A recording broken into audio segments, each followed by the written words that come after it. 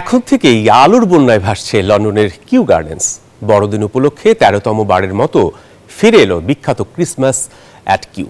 এবারের আয়োজনে চোখ ধাঁধানো লাইট শোর পাশাপাশি থাকছে বিশ্বের প্রথমবারের মতো প্রদর্শিত ৮টি বিশেষ ইনস্টলেশনও।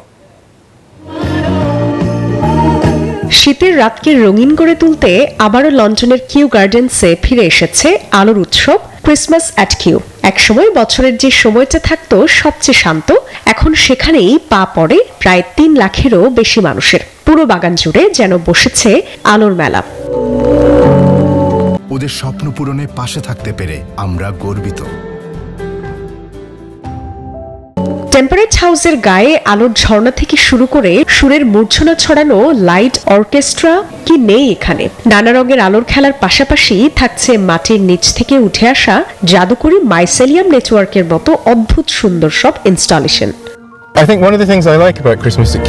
আমার মনে হয় এই আয়োজনের সবচেয়ে দারুণ দিক হলো এখানে যেমন শান্ত ও স্নিগ্ধ মুহূর্ত রয়েছে, তেমনি থাকছে অনেক মজার এবং আকর্ষণীয় অংশ।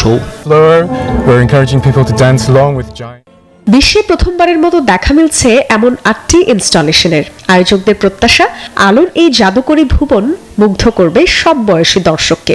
উৎসবের এই আমেজ চলবে আগামী বছরের ৪ জানুয়ারি পর্যন্ত। জান্নাতুল সাদিয়া, ডেস্ক রিপোর্ট, নিউজ 24।